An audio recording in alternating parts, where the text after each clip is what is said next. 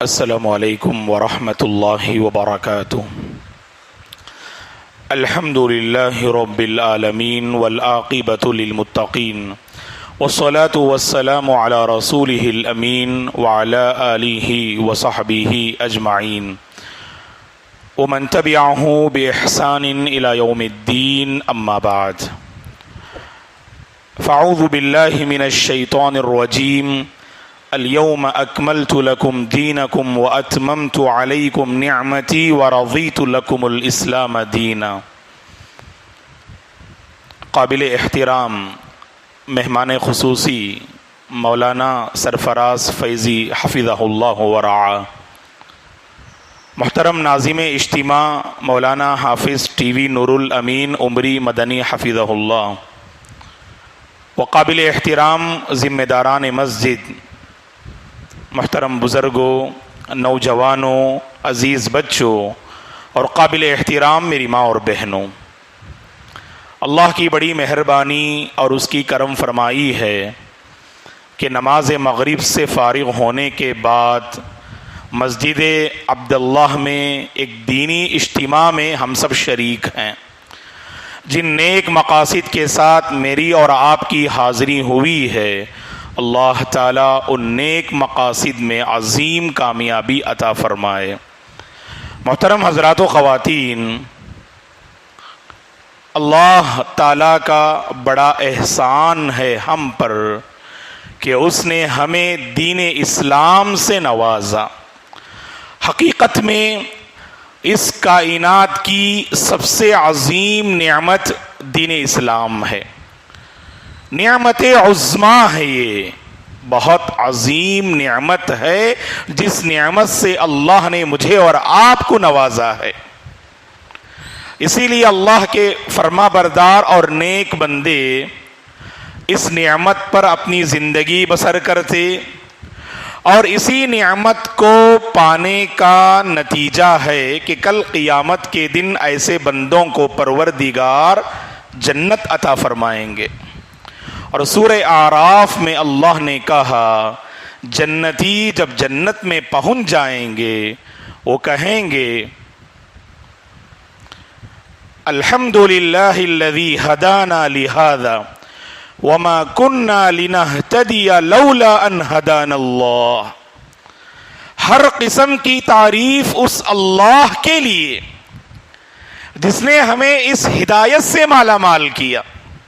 دنیا میں جس ہدایت پہ جنتی تھے نا، اللہ اکبر، جس ہدایت پر دنیا میں جنتی نے اپنی زندگی بسر کی، تو قیامت کے دن جنت میں پہنچنے کے بعد جنت کی نعمتوں کو پا کر وہ جنتی کہیں گے، الحمدللہ الذی ہدانا لہذا وما کننا لنہتدی لولا ان ہدانا اللہ۔ اگر اللہ کی ہدایت کار فرما نہ ہوتی، آج ہم اسلام کی چھت میں نہ ہوتے۔ دوستوں، واللہ عظیم نعمت ہے۔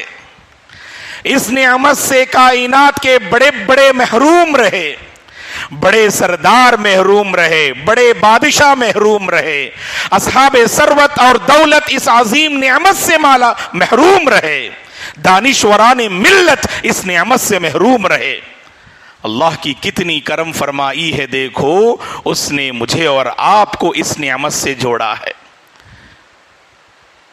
سرداران مکہ جو بظاہر لوگوں کے سامنے سمجھدار تھے، صاحب عقل تھے، صاحب فراست تھے، اللہ نے انہیں اس خیر سے محروم کیا، اور جس نعمت سے صحابہ کو مالا مال کیا، اس نعمت پر ہم اور آپ آج باقی ہیں۔ دوستو، تو سب سے پہلے مجھے اور آپ کو اس کا احساس ہونا چاہیے، کیونکہ یہ بات ہم اور آپ اچھی طرح سے جانتے ہیں، جب نعمت کا احساس ہو تو نعمت کی عظمت دل میں بیٹھتی ہے، اس نعمت کے تقاضوں کو ہم پورا کرتے ہیں، اس نعمت پر مر مٹنے کا حوصلہ میرے اور آپ کے اندر پیدا ہوتا ہے، اس نعمت کی قدر کرتے ہیں، اس نعمت کی حفاظت کرتے ہیں، اور اس نعمت کے سلسلے میں اللہ سے سوال بھی کرتے ہیں کہ اللہ تو اس کی حفاظت فرما اور مرتے دم تک اس نعمت پر باقی رہنے کی توفیق عطا فرما۔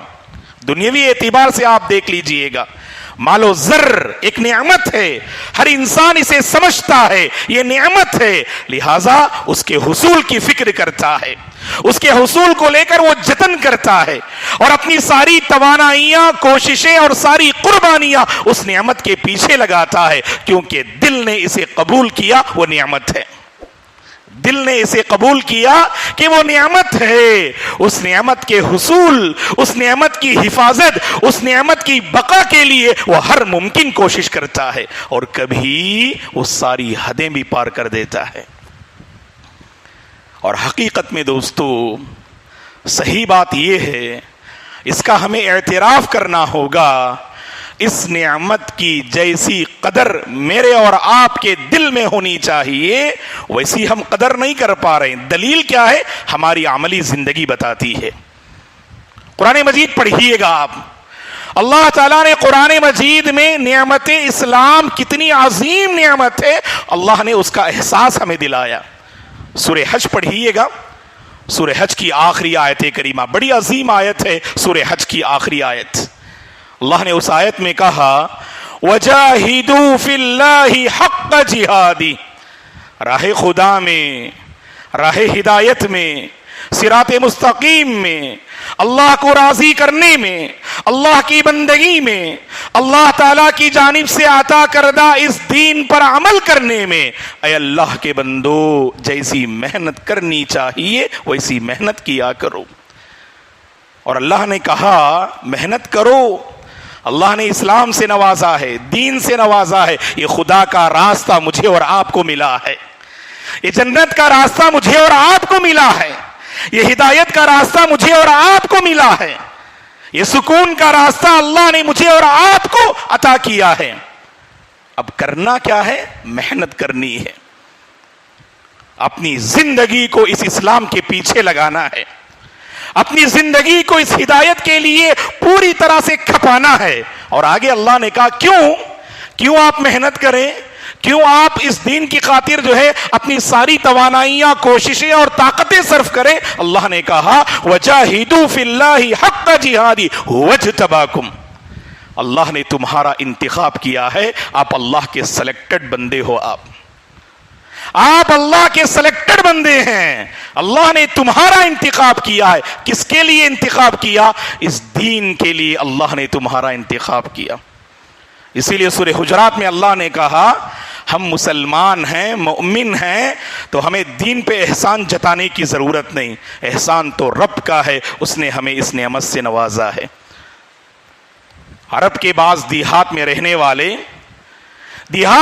वाले बाज लोग खिदमत रसूल में हाजिर होकर माल का उन्होंने मुतालबा किया और उसकी वजह बताई कि हम मुसलमान हैं तो लिहाजा हमें माल दीजिएगा। गोया के इस्लाम की आड़ में माल चाह रहे थे और गोया के वो नबी पर और अल्लाह पर एहसान जता रहे थे। अल्लाह ने कहा यमुन्नूना अलैका अन अस्लमू कुल ला तमुन्नु अलैया इस्लामकुम बलिल्लाहु यमुन्नु अलैकुम अन हदाकुम लिल ईमान। कितनी प्यारी बात अल्लाह ने बताई है दोस्तों। या अरब के देहात के रहने वाले बाज लोग, बाज बदवी किस्म के लोग, बद्दू लोग आपकी खिदमत में आकर एहसान जतला रहे हैं कि वो फर्मा बरदार हो गए, मुसलमान हो गए। हकीकत में अल्लाह पर, दीन पर एहसान जतलाने वाला कामिल मुसलमान हो नहीं सकता। अल्लाह ने इससे पहले वाली आयत में उसका जवाब दे दिया। क़ालतिल आराबु आमन्ना क़ुल लम तुअमिनु वलाकिन क़ुलू अस्लमना वलम्मा यदख़ुलिल ईमानु फ़ी क़ुलूबिकुम। ये लोग कहते हैं हम मुमिन हैं, नबी आप कह दीजिएगा सिर्फ उन्होंने बज़ाहिर इस्लाम को कबूल किया है, हकीकत में ये ईमान और इस्लाम उनके दिलों में दाखिल नहीं हुआ है। अल्लाह ने मेरे और आपका इंतखाब किया, हुवज्तबाकुम। और अल्लाह ने आगे कहा वमा जअला अलैकुम फिद्दीन मिन हरज। अल्लाह ताला ने दीन पर अमल करने के सिलसिले में तुम पर कोई तंगी, मशक्कत और तकलीफ अल्लाह ने नहीं डाली है। कितना मेहरबान रब है वो मेरे और आपकी फितरत को समझता है, मेरे और आपके मिजाज और तबीयत को समझता है। दीन की कोई ऐसी तालीम बताइए अल्लाह के बंदो जिस पे अमल करने में मेरी जात को नुकसान पहुंचे, मेरी तबीयत बिगड़ जाए, मेरी दुनिया बिगड़ जाए। अल्लाह की कसम नहीं। آپ دین پہ عمل کرو، آپ کی دنیا بھی آباد اور آپ کی آخرت بھی سلامت۔ ہم دین سے دور ہوتے ہیں، ہماری دنیا بگڑتی ہے اور ہماری آخرت بھی تباہ ہوتی ہے۔ کتنی پیاری تعلیمات ہیں اللہ کی۔ آپ اگر کھڑے ہو کر پڑھ نہیں سکتے تو بیٹھ کے پڑھیے، پانی نہیں ہے تو آپ تیمم کیجئے، سفر میں ہے تو تکلیف اور مشقت ہوتی ہے، آپ 4 رکعت کے بجائے 2 رکعت پڑھیے گا، سفر میں روزہ رکھ نہیں سکتے تو افطار کر لیجئے گا۔ اللہ اکبر۔ دین اسلام کی ایک ایک تعلیم پہ آپ غور کرو دوستو، اس مہربان رب کے ہم قدرداں ہو جائیں گے۔ اس مہربان رب نے جس دین سے مجھے اور آپ کو مالا مال کیا، اس دین پہ ہم قربان ہو جائیں گے۔ نہ رب پہ ہم قربان ہیں، نہ دین پہ ہم قربان ہیں، نہ رب کی عظمت میرے اور آپ کے دل میں ہے، نہ دین کی قدر میرے اور آپ کی زندگی میں ہے دوستو۔ حقیقت میں مسئلہ یہی ہے۔ اللہ تعالیٰ نے دیکھو اس آیت میں پہلے محنت کرنے کی بات کہی، پھر اللہ نے اس کی وجہ بتائی، اس نے تمہارا انتخاب کیا، اور آپ یہ نہ سمجھیں کہ بھائی دین پہ عمل کرنے میں مجھے تکلیف ہو رہی ہے، دقت ہو رہی ہے۔ حقیقت میں اللہ کا وہ بندہ جس پر نماز فجر اگر بھاری ہے، وہ اپنی طبیعت کے خلاف سمجھتا ہے، حقیقت میں اس کے دل میں خلل اور خرابی ہے دوستو۔ جس کا دل بڑا پاکیزہ ہے اور جو فطرت اور نیچر پہ باقی ہے، اس کو نماز فجر میں راحت ملے گی، نماز فجر میں اسے راحت ملے گی، کیونکہ اللہ تعالیٰ نے انسان کے مزاج کو اسی فطرت پہ پیدا کیا ہے۔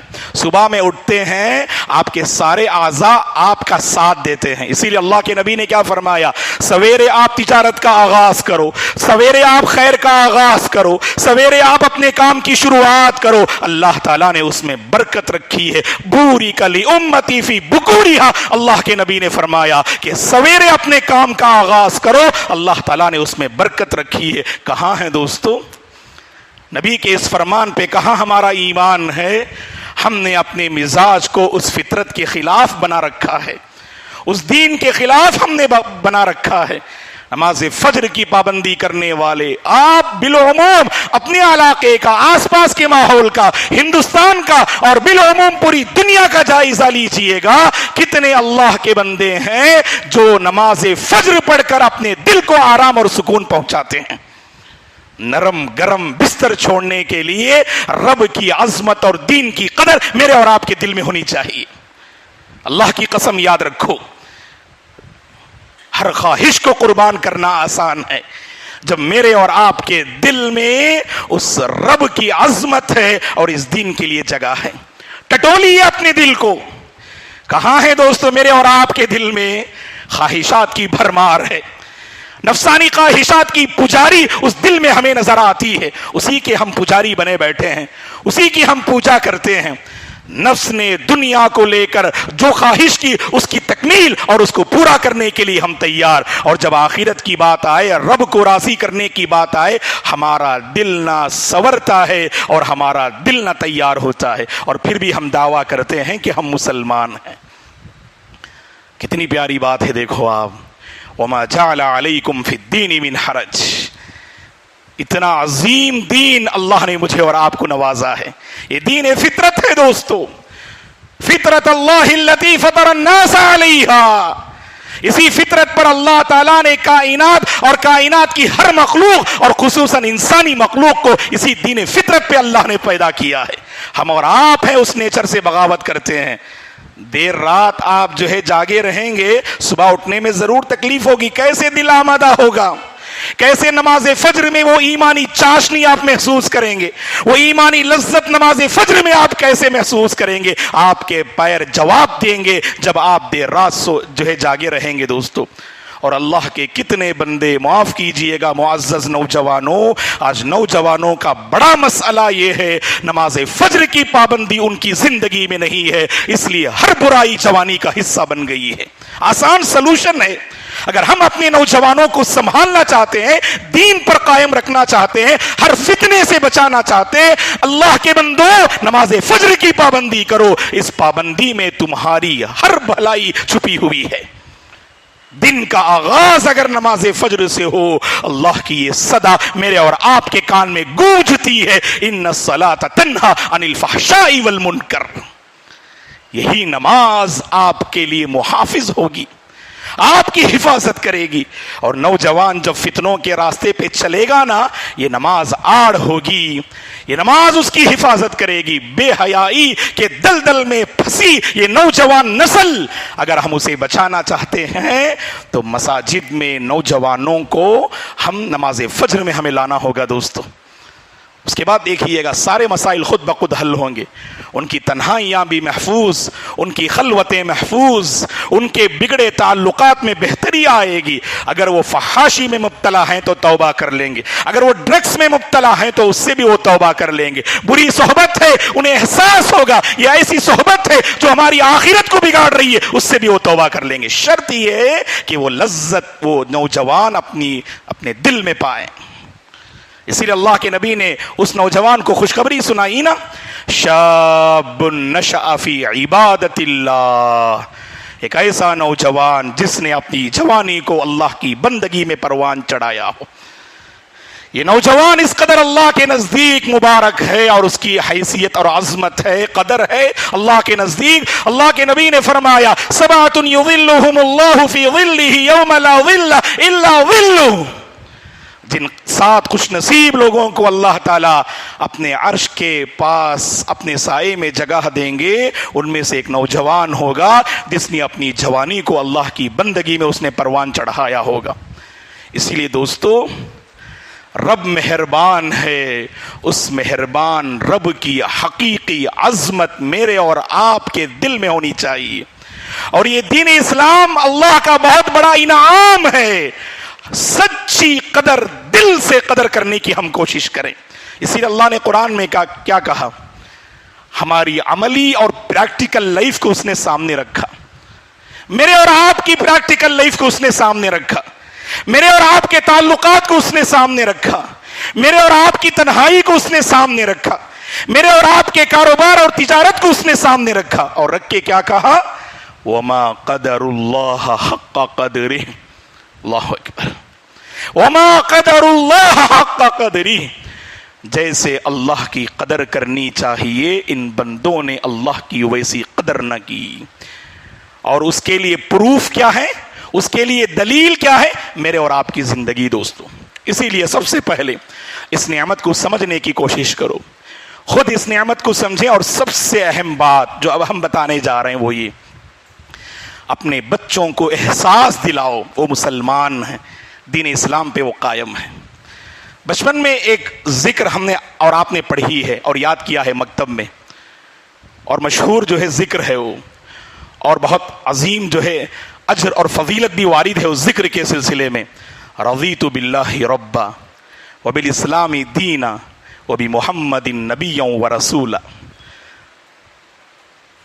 جانتے ہیں آپ بچپن میں جو ہم نے پڑھا نا، حقیقت میں اپنی زندگی کو ہم نے اللہ کے حوالے کیا، اسی کی دی ہوئی امانت ہے زندگی، اور کہا رضیت باللہ ربا، اے پروردگار اس روئے زمین میں بہت سے نام لیوا معبودان باطلہ ہیں، ان کی پرستش کی جاتی ہے، ان کو لوگ خدا سمجھتے ہیں، ان کو لوگ معبود سمجھتے ہیں، لیکن اے اللہ میرا یہ ایمان ہے اس روئے زمین اور کائنات میں اگر کوئی رب ہے تو اے پروردگار تو ہی ہے۔ میں اللہ کو رب ہونے پہ راضی ہو گیا، میں اللہ تبارک و تعالیٰ کے رب ہونے سے راضی ہو گیا، اب میری پیشانی اے پروردگار تیرے علاوہ کسی کے آگے جھکے گی نہیں۔ اس پیشانی کو جس توحید سے تو نے مالا مال کیا، اس پیشانی کو جس توحید سے تو نے مالا مال کیا، اے اللہ اپنی اس پیشانی کو کبھی میں تیرے راستے سے ہٹاؤں گا نہیں، اسی راہ جنت پہ لگاؤں گا اور راہ توحید پہ لگاؤں گا میں۔ اور آگے کہا وبالاسلام دینا، اے پروردگار اس روئے زمین میں دین کے نام پر، مذہب کے نام پر بہت سارے مذاہب اور بہت سارے فرقے اور دین پائے جاتے ہیں، اور اگر کسی کو میں نے بطور دین اختیار کیا ہے اسلام، اسلام کا معنی ہے فرما برداری کرنا۔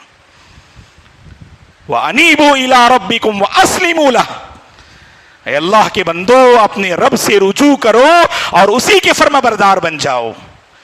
تو لہٰذا ہم کیا اس ذکر سے اللہ کے سامنے کہتے ہیں، دعویٰ کرتے ہیں، اے اللہ دین اور مذاہب تو بے شمار ہیں، بہت زیادہ ہیں، لیکن بطور دین اگر کسی کو میں نے اختیار کیا ہے یہی دین اسلام ہے، جس پر اے اللہ تو نے رسول اللہ صلی اللہ علیہ وسلم کو آخری پیغمبر کے طور پہ نازل فرمایا، اور اسی پیغمبر پر اے اللہ تو نے اس دین اسلام کا سبحان اللہ آپ نے جو ہے تو نے اس کی تکمیل فرمائی۔ اور ابتدا میں جو آیت کریمہ جس کا حصہ سورہ مائدہ کی آیت کریمہ کا ایک حصہ میں نے آپ کے سامنے تلاوت کی، جس میں اللہ فرماتے ہیں الیوم اکملت لکم دینکم واتممت علیکم نعمتی ورضیت لکم الاسلام دینا۔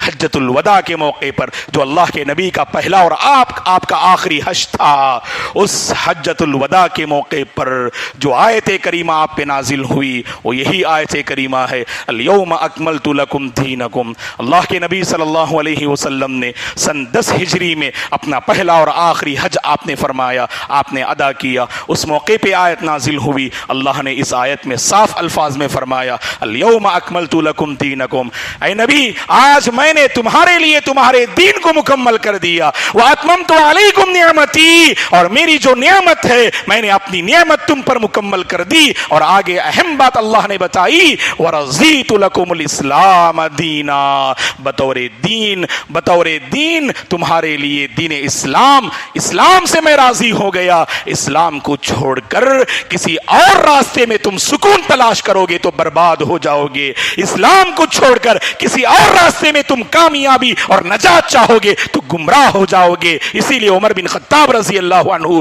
جب فلسطین میں آپ داخل ہوئے تو اس موقع پر دشمن کی ایک جماعت آپ کے سامنے موجود تھی، اس سے مخاطب ہو کے حضرت عمر بن خطاب رضی اللہ عنہ نے فرمایا نحن قوم اعزنا اللہ بالاسلام فمہما ابتغیتم العزت بغیرہ اذلکم اللہ، ہم ایسی قوم ہیں اللہ کے دشمنوں، ہم ایسی قوم ہیں اللہ نے اسلام کے ذریعے ہماری عزت دی ہے، اللہ نے ہمیں عزت سے نوازا ہے، اسی اسلام کی بدولت آج ہم اس روئے زمین میں محترم ہیں، عزت کی زندگی گزار رہے ہیں۔ اے اللہ کے بندو اگر اسلام کو چھوڑ کر کسی اور کلچر میں، کسی اور طریقے میں، کسی اور راستے میں اگر تم عزت کو تلاش کرو گے اللہ تمہیں ذلیل کر کے رکھ دیں گے، اللہ تمہیں ذلت و رسوائی سے دوچار کریں گے۔ اتنا عظیم انعام ہے دوستو یہ دین اسلام۔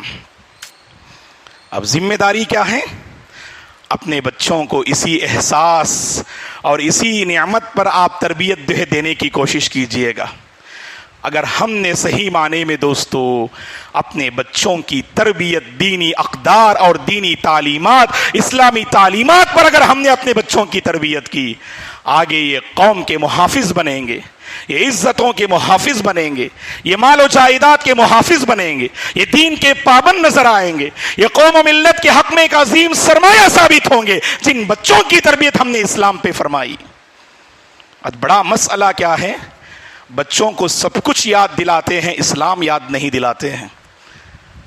بچوں کو احساس ہونا چاہیے کہ وہ مسلمان ہیں، اور مسلمان کبھی جھوٹ نہیں بولتا، مسلمان کبھی کسی کو دھوکہ نہیں دیتا، مسلمان بے وفا نہیں ہوتا، مسلمان نفسانی خواہشات کا پجاری نہیں ہوتا، مسلمان اپنوں کے ساتھ بھی وفادار ہوتا ہے، اوروں کے ساتھ بھی وفادار ہوتا ہے۔ یہ مسلمان کی سب سے بڑی پہچان ہے۔ کیا ہم نے اپنے بچوں کی اس انداز میں تربیت فرمائی؟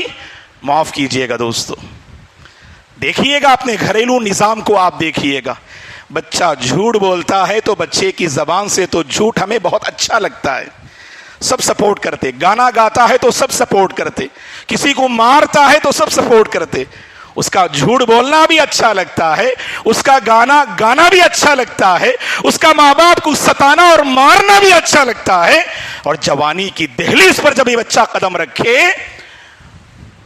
اور جب پوری طرح سے اس کے دل میں آپ نے گھول کے آپ نے برائی کو ڈال دیا، آپ نے پلا دیا اس کو، اور اگر کوئی اسلام کے خلاف اگر کرنے لگے تب آپ کو احساس ہوتا ہے یہ اسلام کے خلاف کر رہا ہے۔ جھوٹ بولنا اس وقت بہت برا لگتا ہے، ماں باپ کو تکلیف دینا اس وقت برا لگتا ہے، تو بچپن میں آپ ہی تو موٹیویٹ کر رہے تھے، آپ ہی تو سب کے سامنے اس کا چہرہ لا رہے تھے۔ دوستو اپنے بچوں کی تربیت اسلامی تعلیمات پہ کیجئے گا، بچوں کو پڑھائیے، سمجھائیے، یہ باور کرائیے اللہ کا وہ ایک عظیم بندہ ہے، وہ اس کی عظمت اس کی حرکتوں میں نظر آنی چاہیے، اس کی عظمت اس کی ہر ادا میں نظر آنی چاہیے۔ بس اس انداز سے زندگی گزاریں، آپ کی سب سے پہلی پہچان یہ ہے کہ آپ مسلمان ہیں، ہم کامیاب ہیں دوستو، ہم نے نجات کا راستہ حقیقت میں پا لیا۔ ورنہ یاد رکھیے چھت ہمیں اللہ نے اسلام کی چھت دی، ماحول اللہ نے پاکیزہ عطا کیے، کافی نہیں ہے۔ میرے اور آپ کی سب سے پہلی پہچان جو مسلمان ہے، اس کو کبھی ہم کھونا نہیں۔ سفر میں بھی ہوں تو آپ پہلے مسلمان ہیں، آپ انڈیا سے باہر بھی ہیں تو آپ مسلمان ہیں، آپ بند کمرے میں ہیں، کسی کی نظر نہیں پڑ رہی ہے، تنہائی میں ہیں، تاریکی میں ہیں، برائی کے سارے مواقع آپ کے سامنے ہیں، آپ یاد رکھیے اپنے دل سے آپ کہیے گا کہ تیرا اللہ پہ ایمان ہے، تیرا دین سے تعلق ہے، اسلام سے تیری وابستگی ہے۔ اللہ کی قسم گناہوں سے توبہ کر لیں گے۔ ہماری وہ اللہ کی بندیاں جب بستی سے باہر جاتی ہیں تو پردے کی پابندی نہیں کرتی ہیں، اسلامی تعلیمات کو فراموش اور بھول جاتی ہیں۔ کیوں؟ ذہن میں احساس ہوتا ہے یہاں ہمارے اپنے کوئی نظر نہیں آ رہے، اس بات کو بھول جاتے ہیں ان کی جو پہچان ہے وہ رب کے پاس باقی ہے ہمیشہ۔ اب بند کمرے میں بھی ہیں، آپ اپنے رات کے لباس میں بھی ہوں، اس لباس میں بھی آپ مسلمان ہیں دوستو۔ آپ سے کوئی ایسی حرکت نہ ہو جو اسلام کے خلاف ہو۔ اگر ہم نے ایسی تربیت خود اپنی ذات کی اور بچوں کی ہماری بچیاں محفوظ رہیں گی جب جوانی کی دہلیز میں قدم رکھیں گی۔ پہلے ہم یورپ کی دنیا میں سنتے تھے، عشق و محبت کی داستانیں ہم یورپ کی دنیا میں سنتے تھے، بے حیائی اور فحاشی کی داستانیں یورپی ممالک میں سنتے تھے۔ افسوس کی بات ہے کہ ہندوستان کی سرزمین میں آگے بڑھ کے کہوں تو پیرنمبٹ میں کتنی ایسی مسلم نوجوان لڑکیاں ہیں اللہ کی پناہ جنہوں نے اپنی جوانی کو تباہ و برباد کر لیا ہے۔ کتنے آس پاس کے علاقے ہیں دوستو، واللہ رونگٹے کھڑے ہو جاتے ہیں جب ایسے واقعات کو ہم سنتے ہیں۔ ہماری بچیاں ہمارے گھروں سے نہیں، اسلام سے وہ نکل چکی ہیں، وہ اسلام سے نکل چکی ہیں۔ کون ہے ذمہ دار؟ یہ وہ ماں باپ ہیں ذمہ دار جنہوں نے اپنی بچیوں کو نہ عقیدہ سکھایا، نہ ان کے دلوں میں اسلام کی عظمت کو بٹھایا۔ کوئی چیز اگر فری میں ملتی ہے نا، ہمارے پاس اس کی قدر نہیں ہوتی ہے۔ بس یہ کہہ کر میں اپنی گفتگو ختم کر دوں گا۔ شیخ محترم بھی ہمارے درمیان موجود ہیں، شیخ کو سننا ہے انشاءاللہ۔ آپ حضرات و خواتین، اللہ تعالیٰ شیخ کے سفر و حضر میں آپ کی حفاظت فرمائے، آپ کی خدمات کو اللہ قبول فرمائے، آپ کی زبان میں پروردگار تاثیر پیدا فرمائے، دین کے حوالے سے اللہ تعالیٰ آپ سے اور کام لے، اور آپ جو کچھ باتیں کہیں اللہ تعالیٰ آپ کی میزان حسنات میں اسے شامل فرمائے۔ محترم حضرات و خواتین، اس بات کو نہ بھولیں کہ یہ دین اسلام جس سے اللہ نے مجھے اور آپ کو مالا مال کیا ہے، بس اپنی عملی زندگی سے جوڑ لیجئے گا دوستو۔ جیسے میں نے کہا نا، ہماری پہلی پہچان، آپ ڈاکٹر ہیں تو مسلمان ڈاکٹر ہیں، تاجر ہیں تو مسلمان تاجر ہیں، استاذ ہیں تو مسلمان استاذ ہیں، اسٹوڈنٹ ہیں تو مسلمان اسٹوڈنٹ ہیں، باپ ہیں تو مسلمان باپ ہیں، ماں ہیں مسلمان ماں ہیں، آپ ذمہ دار ہیں مسلمان ذمہ دار ہیں، آپ بچے ہیں تو مسلم بچے ہیں، آپ نوجوان ہیں تو مسلمان نوجوان ہیں۔ آپ جب تک احساس میرے اور آپ کے دل میں نہیں ہوگا تب تک ہم کامیاب نہیں ہو سکتے۔